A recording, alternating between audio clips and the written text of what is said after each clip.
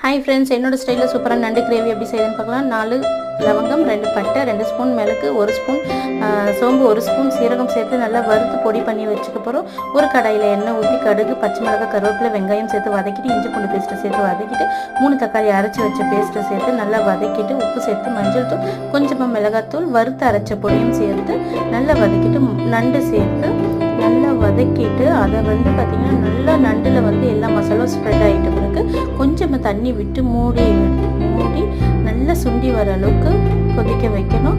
அதுக்கப்புறம் கொத்தமல்லி தூவி இறக்கணும்னா சூப்பரான என்னோடய ஸ்டைலில் நண்டு கிரேவி ரெடி.